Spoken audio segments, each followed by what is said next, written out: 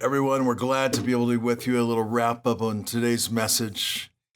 And I just want to talk a little bit about palace living, what that really looks like.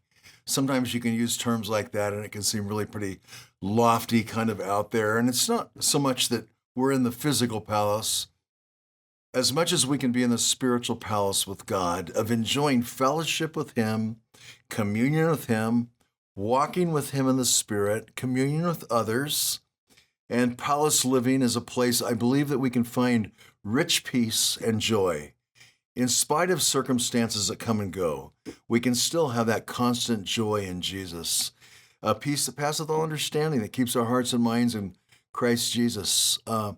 It's also the place that the fruit of the Spirit can be lived out of our life, that we find in Galatians 5:22, which is love and joy and peace and long-suffering and gentleness and meekness and faith and temperance.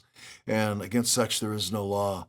But it's the best living we'll ever find. We talk about all the castes and the classes, but really it's the highest class living we'll ever do is in the palace of God, where we find Him in His presence. And just one word that I spent a little bit on one of the messages on, but just remember, is we don't have anything in palaces here compared to what God's going to do there when He opens up the gates of heaven and brings us in and shows us the mansion that He's prepared for us, showed us our home in heaven, showed us all the saints of all the ages who are around the throne and those who are worshiping God.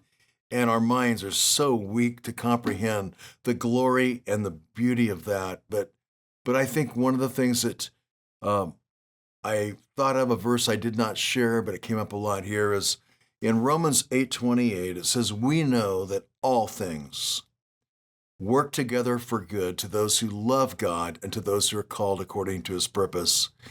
And there is no greater calling than just to simply love God. And you say, I'm not sure where I should be here. And this is, keep loving God, and God will work out the events in time. He's a beautiful orchestrator of everything, even here. But like Jesus said one time, I've come that you'll have life and have it more abundantly, not just then, but now too. A place that we can find the abundant life of Jesus every day, in spite of whatever may come in our society, in our families, or even our own lives. We can find the presence and the peace of God that passeth all understanding. So may God go with you and bless your week. And we look forward to worshiping. We're thankful. Again, we thank you all for your prayers, and continue to pray for Vincana and his family.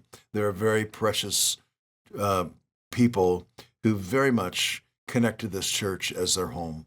So God bless you all, and we'll see you.